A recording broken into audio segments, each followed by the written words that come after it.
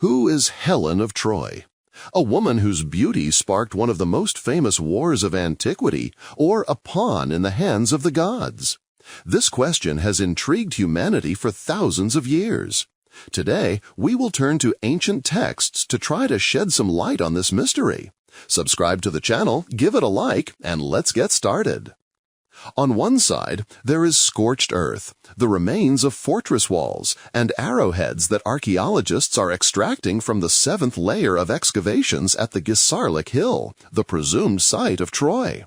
These are tangible, albeit silent, witnesses to the brutal conflict that took place more than 3,000 years ago. On the other hand, there is the ghost of a woman whose name has become synonymous with fatal beauty and destructive passion, Helen of Troy. She left behind no tomb, no inscriptions on stone, no material trace whatsoever. Her existence is woven entirely from words, from epic songs that have been passed down by word of mouth for centuries. Attempting to find the historical Helen is like searching for documentary evidence of the existence of King Arthur, fruitless but fascinating. Helen belongs not to the world of facts, but to the world of myth. For the ancient Greeks, myth was not a bedtime story. They were a way of understanding the structure of the universe, explaining the nature of human passions, divine intervention, and the inevitability of fate. And in this coordinate system, Helen is not just a beautiful queen, but a powerful archetype, a symbol whose story explains how personal drama can escalate into a catastrophe of universal proportions. Our main guides to this world are the blind poet Homer and his immortal poems, the Iliad and the Odyssey. It is important to understand that Homer was not a historian or chronicler. He was an Aedis, a storyteller. Imagine a large hall in the palace of the Mycenaean king. In the center, a hearth burns, casting dancing shadows on the painted walls. Along the walls, stern warriors sit on benches, their faces weathered by the salty sea winds. The air is filled with the smell of roasted meat, wine, and smoke. In the silence, the sounds of the formica, an ancient Greek lyre, can be heard. An old bard, covering his blind eyes, begins to sing. He sings not of trade routes and olive harvests. He sings of Achilles' wrath, of Odysseus' cunning, and of the one whose face launched 1,000 ships, Helen, daughter of Zeus. For listeners of that time, these songs were a living link to the heroic past, to an era when gods still walked the earth and interfered in the affairs of mortals. The Iliad is not a record of military operations, but a grand canvas of honor, fury, valor, and tragedy. And Helen is a central, though often silent, figure in this canvas. Her story has come down to us through the filter of poetic fiction, embellished and reinterpreted by generations of storytellers. That is why the question, did she really exist, gives way to another, much more important one. What does her story tell us about the world and about ourselves? To understand the magnitude of Helen's personality, we must start at the very beginning, with her birth, which was in itself an act of divine deception and violence. Her mother was Leda, queen of Sparta, wife of the valiant king Tyndareus. Her father was Zeus himself, the supreme Olympian god, the Thunderer, known for his insatiable passion for mortal women. The myth tells that Zeus, captivated by Leda's beauty, appeared to her not in his true form, but in the guise of a beautiful white swan. The banks of the river Eurovus. The midday heat makes the air shimmer. Leda, tired of the heat of the palace chambers, seeks coolness by the water. All around is silence, broken only by the chirping of cicadas and the quiet lapping of the river waves. Suddenly, this idyll is disturbed by the sound of powerful wings. A huge, dazzling white swan, pursued by an eagle, another incarnation of Zeus, created to divert attention, falls into her arms, seeking protection. The bird seems frightened, its heart beating so hard that Leda can feel its tremors through the thin fabric of her chiton. But there is no fear in the swan's eyes. They burn with divine fire, unearthly intelligence, and unyielding will. The consequences of this encounter were as unusual as the encounter itself. That same night, Leda shared her bed with her mortal husband, Tyndareus. After the appointed time, the queen of Sparta laid 2 eggs. From one, fertilized by Zeus, immortal children hatched, Helen and Polydeuces. From the other, from the seed of Tyndareus, mortal children hatched, Clytemnestra and Castor. This duality, the divine and the human in one family, in one womb, became the key to understanding the fate of all 4. Helen's divine origin was not just a beautiful detail of her biography. It was both an explanation and a curse. Her beauty was not ordinary human attractiveness. It was supernatural, unearthly beauty that neither mortals nor perhaps even the gods themselves could resist. She shone like a reflection of Olympus on earth. This beauty was not her merit or quality, but rather a power she possessed but could not control. Like a magnet, she attracted admiration, desire, envy, and ultimately destruction. From childhood, she was not just a girl but an object. Her will, her desires, her personality were secondary to her appearance from the very beginning. She was a prize to be won, a treasure to be stolen. Her fate was sealed the moment Zeus, in the guise of a swan, descended on the shores of the Eurotas. She was born to be the cause of the greatest conflict of her era. Imagine for a moment the life of the Spartan palace after such an event. King Tyndareus, a venerable ruler, is forced to explain to his courtiers and ambassadors from other cities that his wife, the queen, has laid a pair of eggs. And now children hatched from shells were running around the palace, 2 of them being the children of the supreme god. The seriousness and tragedy of the situation were shattered by the everyday absurdity of this fact. This everyday absurdity, however, was only a prelude to the political nightmare that awaited Tyndareus when his divine stepdaughter blossomed. Helen's beauty became not just an object of admiration, but a strategic resource and, at the same time, an existential threat to the whole of Hellas. When the time came to marry her off, the Spartan palace turned into a powder keg. Suitors from all over Greece, from the rocky shores of Ithaca to the fertile valleys of the Argolis, began to flock to Lacedaemon. These were not just young men burning with passion. They were kings, princes, renowned warriors, the cream of Mycenaean civilization. Each brought with him an entourage, ships, and rich gifts, but the main thing they brought with them was excessive pride and a willingness to draw their swords. Imagine this scene. The palace halls are buzzing with the clang of weapons and loud voices. The air is electrified with testosterone and hidden threats. Here is the mighty Ajax Telamonides, towering like a tower, and the cunning Odysseus Laertides, whose gaze penetrates the very soul, and the brave Diomedes, and the future commander of the Achaean army, Agamemnon, who has come to woo his younger brother Menelaus.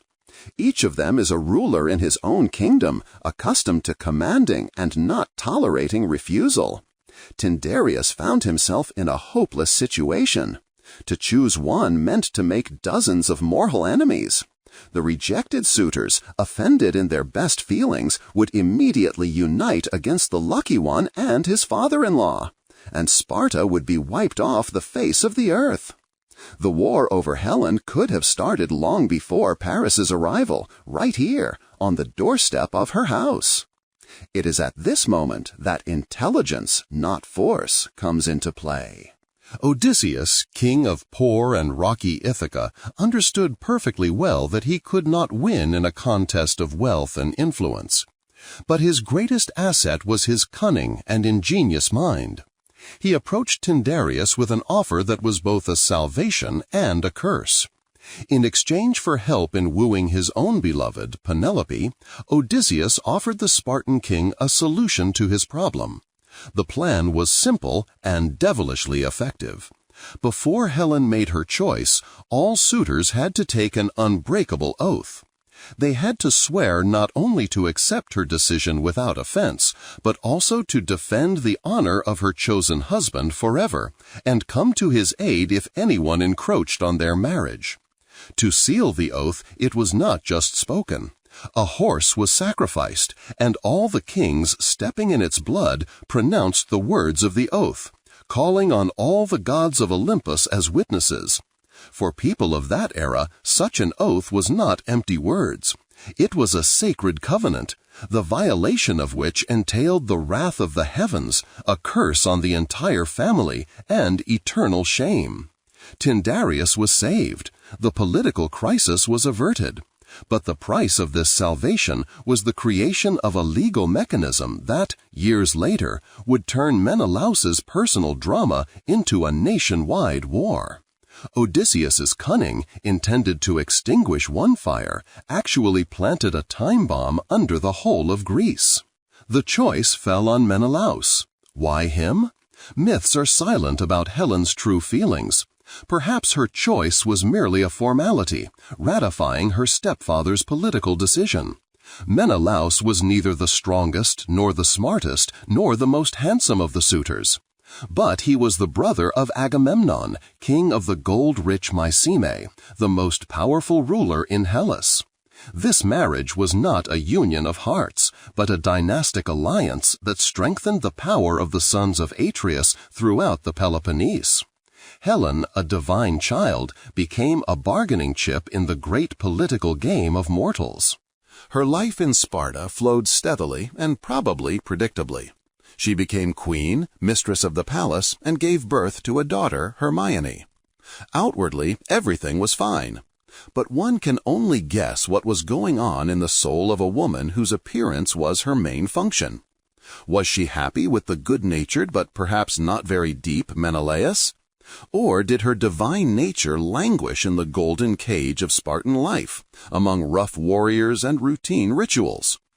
This inner emptiness, this longing for something unknown, could have been the fertile ground on which the seed of temptation, brought from across the sea, fell. The temptation came in the form of Paris, a prince from the distant and fabulously rich Troy. But his visit to Sparta was no accident. It was the last link in a chain of events that began on Mount Olympus. At the wedding of the hero Peleus and the sea goddess Thetis, the goddess of discord, Eris, who had not been invited to the feast, threw a golden apple inscribed with the words, "To the fairest," among the guests. 3 great goddesses immediately entered into a dispute over the right to possess it. Hera, wife of Zeus, patroness of marriage and power; Athena, warrior, goddess of wisdom and strategy; and Aphrodite, goddess of love and beauty. Zeus, wisely refusing to be the judge in this dangerous contest, shifted the responsibility to a mortal, Paris, who at that time was a simple shepherd on the slopes of Mount Ida. Each of the goddesses offered him a bribe. Hera promised him power over all of Asia, Athena promised military glory and wisdom, and Aphrodite offered him the love of the most beautiful woman on earth. Paris's choice determined not only his fate, but the fate of the whole world. He gave the apple to Aphrodite. This choice was not simply an aesthetic preference. It was a choice of values. Paris chose passion over power and wisdom. And from that moment on, Helen, without even suspecting it, became his promised reward. She once again found herself the object, the prize in the dispute between the goddesses. When Paris arrived in Sparta, he was not just a foreign guest. He was the executor of divine will, the instrument of Aphrodite. Menelaus welcomed him with all the cordiality required by the sacred law of hospitality, xenia. He opened his home to him, shared his meals and his roof. And then, by a fateful coincidence, he was forced to sail to Crete for his grandfather's funeral. He left his guest in the care of his wife, Helen, and he left a wolf in the sheepfold. What happened between Helen and Paris during those days? Was it love at first sight, sparked by the magical influence of Aphrodite, against which mortals are powerless? Or was it a slow, calculated seduction? Paris was the complete opposite of the Spartan warriors. He was pampered, handsome, wore luxurious oriental clothes, knew how to pay compliments and play the lyre. He brought a breath of a different, more refined civilization to the harsh world of Sparta. Perhaps for Helen, tired of monotony, he became the embodiment of that very unknown, exciting life for which her soul yearned. The key moment that transforms Helen from victim to accomplice is her escape. She was not kidnapped by force. Ancient texts agree that she left voluntarily. And she did not just leave. She helped Paris load treasures from Menelaus's palace onto his ships. This act, theft, was no less a serious crime than adultery. It was a direct and cynical violation of Xenia, an insult to the host who had shown you hospitality. It was a slap in the face not only to Menelaus, but to Zeus himself, the patron of this law. And most frighteningly for her character, she left her 9-year-old daughter, Hermione, in Sparta.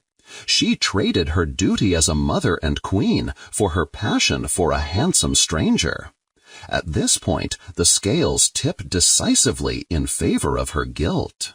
For 10 long years, while battles raged beneath the walls of Troy, Helen lived in the besieged city. Was she there, the beloved wife of the crown prince, or an eternal reproach, a living reminder of the cause of all misfortunes? Homer paints her image with striking psychological depth. She is not a villain or a frivolous bimbo. She is a woman torn by contradictions, deeply unhappy, and acutely aware of her guilt. One of the most poignant episodes in the Iliad is the scene on the wall of Troy. The old king Priam, father of Paris and Hector, speaks kindly to Helen, who is sitting next to him. Below, on the plain, the Achaean troops are lined up. Priam asks her to name the mighty Greek leaders. Imagine her feelings at that moment. She looks at the army that has come here because of her.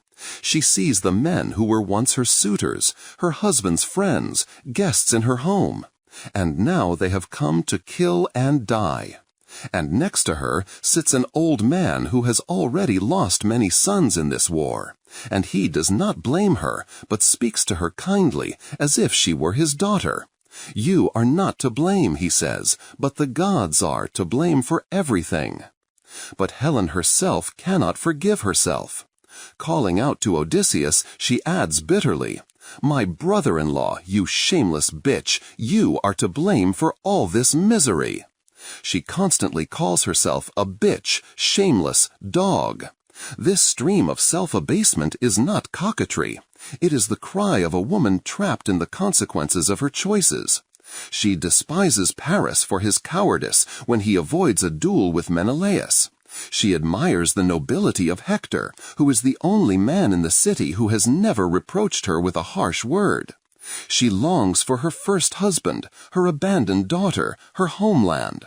Her life in Troy is not a paradise with her beloved, but a gilded prison, where every glance, every whisper behind her back reminds her that she is the cause of the destruction of an entire people. She is a trophy that brought not glory, but death. And this inner torment was perhaps more terrible than any physical threat.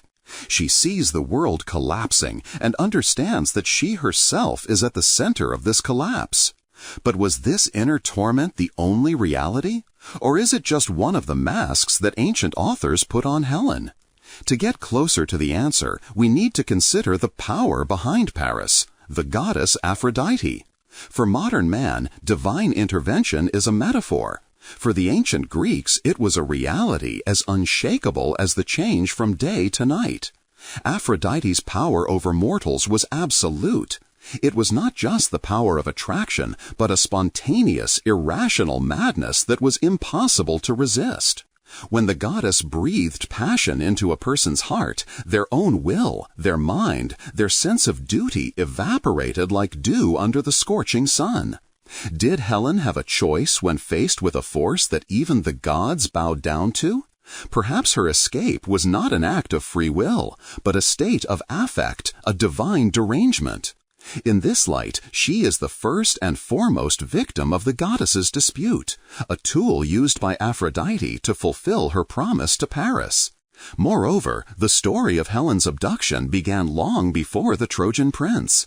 According to some versions of the myth, when she was still a girl, not yet 12 years old, she was abducted by the legendary Athenian hero Theseus. Captivated by her budding, unchildlike beauty, he took her to Attica, intending to wait until she came of age and make her his wife. She was saved only by her powerful twin brothers, Castor and Pollux, who invaded Attica with an army and forcibly brought their sister home. This early traumatic experience set an important pattern for her destiny. From childhood, Helen was the object of male desire and violence. A passive figure whose fate was decided by others, her captors and her rescuers. She became accustomed to the idea that her body and her life did not belong to her. Perhaps when Paris appeared in her palace, she saw in his passion not yet another act of violence, but something new, a chance to make her own choice for the first time in her life, even if it was a disastrous one. However, there is another Helen, not a weeping victim on the wall, but a cold, calculating, and deadly dangerous woman. This image appears not in the Iliad, but in the Odyssey, in Menelaus's account of the capture of Troy. When the Greeks, hidden inside the Trojan horse, were already in the heart of the enemy city, their fate hung in the balance. It was night, all was quiet, and nerves were stretched to the limit. At this critical moment, Helen approached the wooden horse. But she was not alone. She was accompanied by her new Trojan husband, Deiphobus, the brother of the slain Paris. And she does something unimaginable. She walks around the horse 3 times, gently stroking its wooden sides, and begins to call out the names of the Greek heroes sitting inside. But she does not call them with her own voice. With devilish precision, she imitates the voices of their wives, who remained in distant Greece. Imagine the horror of the warriors locked in the stifling darkness. They have not seen their loved ones for 10 years, and suddenly, out of the silence of the night, they hear the painfully familiar voice of their beloved wives calling their names. Some of them cannot hold back their nerves. One of the heroes, Anticlea, is already ready to respond, which would inevitably give away the whole ambush and doom the Greeks to destruction. Only Odysseus's iron hand, clamping his mouth shut, saves the situation. This episode paints a completely different picture of Helen. She is not a passive victim, but an active player, an intelligent and cunning woman who, until the very last moment, was on the side of the Trojans and was ready to cold-bloodedly destroy her compatriots, including her own husband Menelaus, who was sitting inside the horse. Who was she at that moment? A faithful wife to her new Trojan husband? Or was she simply enjoying her power over men, playing with their feelings as if they were the strings of a lyre? This act cannot be explained by divine intervention or a momentary weakness. It was a conscious act of betrayal. The fall of Troy. The city is burning. The cries of the dying mingle with the triumphant shouts of the victors. Menelaus, sword in hand, who for 10 years had dreamed of only one thing, revenge, bursts into Helen's chambers. His heart pounds with rage and anticipation of just retribution. He sees her, the woman who caused the death of his friends, who caused him to spend the best years of his life in a foreign land. He raises his sword to strike, and stops. The ancient Greek playwright Euripides describes this moment as follows. Upon seeing Helen's bare breasts, Menelaus simply dropped his sword. Even amid fire and death, her beauty still possessed its supernatural disarming power. She did not say a word in her defense. She didn't need to. Her body and her face were her main arguments, before which both the thirst for revenge and military honor and the memory of fallen comrades retreated. He couldn't kill her. He simply threw a cloak over her and led her to the ships to take her home to Sparta, to her rightful place as queen. Their return was not swift. The gods forced them to wander the seas for 8 long years, visiting Egypt and Phoenicia before they saw the shores of Laconia again. What happened between them during those years? Was it a time of forgiveness and reconciliation, or a long, painful process of getting used to each other, when unspoken grievances hung in the salty sea air heavier than fog? When Telemachus, Odysseus' son, visits Sparta in search of his father, he finds them reigning together. Menelaus's palace is full of abundance. Feasts follow feasts. Helen appears before the guest as a majestic and hospitable hostess. She is the first to recognize her father's features in the young man. But behind the outward prosperity lies a deep, incurable trauma. When the conversation turns to the Trojan War during the feast, everyone present begins to weep, remembering the dead. And then Helen does something strange. She pours Nepenthe, an Egyptian potion that quenches grief and anger and brings oblivion to all misfortunes, into the wine of all the guests, including her husband. Those who drank it could not shed a tear for a whole day, even if their mother and father died before their eyes.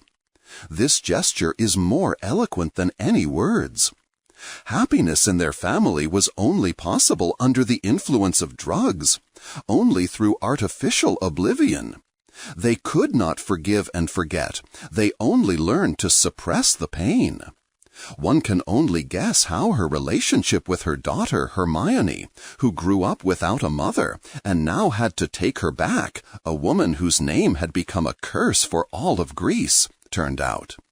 But the most radical attempt to rethink the image of Helen was made back in ancient times. The poet Stesichorus, who dared to call Helen the cause of the war and a traitor in his poem, was, according to legend, blinded for this by her divine brothers, the Dioscuri. To regain his sight, he was forced to write Polynodia, a poem of renunciation, in which he presented a completely different version of events. According to this version, only an eidolon, a ghost, an immaterial double of Helen created by the gods, went to Troy. The real Helen, faithful to her husband, spent the entire 10 years of the war in Egypt under the protection of the wise king Proteus. The Greeks and Trojans fought and died for 10 years for an illusion, for a ghost of beauty. This idea, later developed by the playwright Euripides in his tragedy Helen, turns everything upside down. The war becomes not a tragedy, but an absurd, cruel farce. And Helen, from being the culprit, becomes an innocent victim whose name has been slandered and whose honor has been trampled upon. This version was incredibly popular. It allowed the Greeks to admire Helen's beauty and at the same time absolve her of guilt, shifting all responsibility onto the gods and human folly. And finally, the most striking fact about her posthumous fate. In Sparta, on the hill where, according to legend, her and Menelaus's palace stood, there was a temple called the Menelaion. In this temple, not only Menelaus was worshipped as a hero, but Helen was also worshipped as a goddess. For the inhabitants of Sparta, she was neither a prostitute nor a traitor. She was an ancient local deity, possibly associated with fertility and initiation rituals for girls. Her mythological biography, full of passions and mistakes, overlapped with a more ancient cult, but failed to supplant it. The woman whose name was cursed throughout Hellas was revered in her homeland on a par with the Olympians. This paradox is the crowning glory of her story. It finally takes her beyond the simple dichotomy of victim or culprit. She was both, and neither to the full extent. She was a force of nature, a catalyst, a mirror reflecting all human passions, lust, pride, rage, vanity, and folly. The war was not started by Helen's beauty, but by men's desire to possess that beauty, by men's pride which could not bear its loss, and by men's fury ready to burn the whole world to get back what they considered their property. Helen merely pulled the trigger of a mechanism that the men themselves had created, sealing it with an oath on the blood of a sacrificial horse. Another darker aspect of her fate is also interesting, which is revealed through comparison. Helen had a sister, born on the same night but from a mortal father, Clytemnestra. Their lives became two paths, two responses to the same era of violence. While Helen lived in luxury and besieged Troy, her sister in Mycenae waited for her husband, Agamemnon, who, before setting sail, sacrificed their own daughter, Iphigenia, to appease the gods. If Helen's crime was betrayal out of passion, then Clytemnestra's crime was revenge, cold and nurtured over many years. When Agamemnon returned victorious, it was not his faithful wife who awaited him, but an axe in the bathroom. The fates of the sisters are dark mirrors of each other. Helen, the cause of the war, returns to her husband and finds a semblance of peace in oblivion. Clytemnestra, a victim of war, becomes an executioner and perishes at the hands of her own son, Orestes. Both daughters of Leda, divine and mortal, brought ruin to the house of Atreus, but one did so with her beauty and the other with her hatred. This makes one wonder, which was the greater evil, the passion that destroyed cities, or the justice that turned into a bloody massacre within one's own family? There is also a much more cynical view of these events, a view devoid of any poetry. Was the march on Troy really a crusade for dishonored honor? Or was the beautiful queen merely a convenient pretext, an ideal propaganda banner for a plundering raid? Mycenaean civilization was a civilization of warriors and merchants. Their palaces were fortresses, and their kings were leaders of military bands. Troy, thanks to its geographical position at the entrance to the Dardanelles Strait, controlled the most important trade route to the Black Sea region, rich in grain and metals. It levied duties on every passing ship and amassed untold treasures. The clink of Trojan gold must have sounded much louder to the insulted Menelaus. Perhaps war was inevitable, like a clash between two predators over rich prey.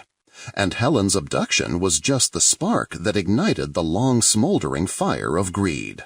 It is easy to convince warriors to die for the honor of a beautiful woman. It is much more difficult to make them risk their lives for control over trade routes. In this paradigm, Helen is not the cause, but the pretext, a figure on a chessboard whose move allowed a great and bloody game for resources and influence to begin. Helen's tragedy is often viewed through the prism of her relationships with men, her husband, her lover, her kidnappers. But her role as a mother is almost always left out of the picture. When she left with Paris, she left behind not only the throne of Sparta, but also her young daughter. Hermione grew up an orphan with her mother alive, hearing her mother's name cursed throughout Hellas. But did Helen have other children? Some lesser-known myths vaguely mention that she bore Paris several sons in Troy. Their fate was tragic. They died before the fall of the city, crushed by a collapsed roof during one of the collapses. If this is true, then the picture of her 10-year stay in Troy becomes immeasurably darker. She is not just a guest and a cause of discord. She is a mother who lost her children in the city she doomed to destruction. She saw her new sons die, remembering the daughter she had abandoned in her homeland. This double maternal pain adds unbearable depth to her image. She finds herself caught between two worlds, in each of which she has lost what is most dear to her, and these losses are a direct consequence of her only fateful choice.